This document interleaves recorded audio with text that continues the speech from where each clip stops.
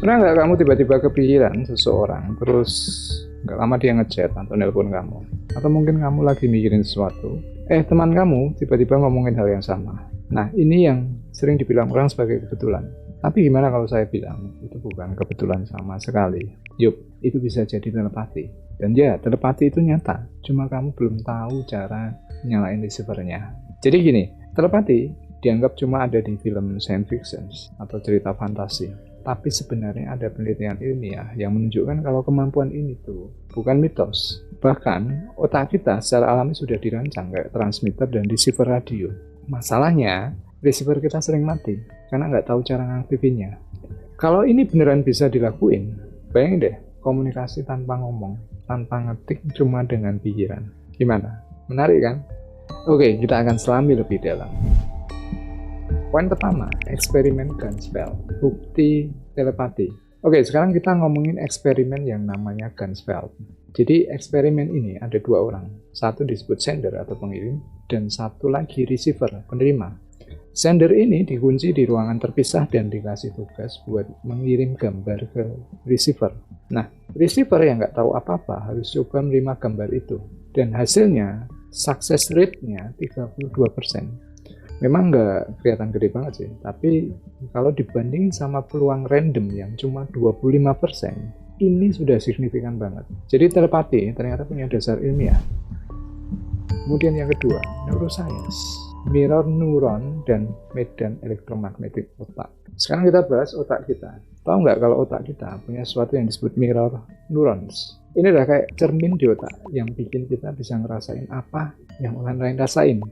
Misalnya kamu lihat teman kamu ketawa lepas banget, terus kamu juga ikutan senyum tanpa sadar. Itu kerja mirror neuron. Selain itu, otak kita juga punya medan elektromagnetik yang bisa saling beresonansi. Bayangin kayak dua gitar, kalau satu gitar dipetik, gitar lain di sebelahnya juga ikut bergetar karena resonansi. Nah, otak manusia tuh kayak gitu juga. Jadi sebenarnya kita udah saling terhubung lewat energi ini. Kemudian yang ketiga, eksperimen sederhana. Coba rasakan energi. Kamu mau buktikan sendiri? Oke, sekarang coba kamu tutup mata dan fokus.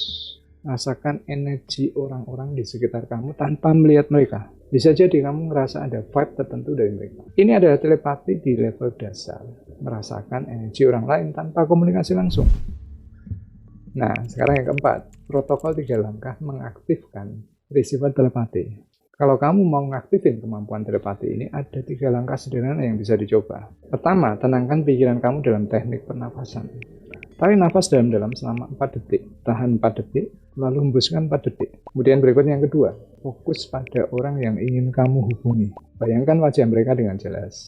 Ketiga, kirimkan pesan sederhana dalam pikiran kamu sambil tetap rileks. Ini tuh kayak latihan otot. Semakin sering dicoba, semakin kuat kemampuan kamu. Jadi telepati itu bukan sekedar mitos atau cerita film science fiction. Ada bukti ilmiah, ada penjelasan neuroscience-nya, dan bahkan cara sederhana buat melatihnya. Mungkin selama ini kita sudah telepati setiap hari tanpa sadar, karena receivernya mati. Tapi sekarang kamu tahu cara kerja buat nyalain receiver itu. Jadi gimana? Siap coba eksperimen telepati kamu sendiri? Kalau kamu penasaran atau punya pengalaman aneh yang mirip-mirip telepati, tulis di kolom komentar ya. Dan jangan lupa share video ini ke teman-teman kamu, siapa tahu mereka juga mau belajar nyalain receiver telepatinya.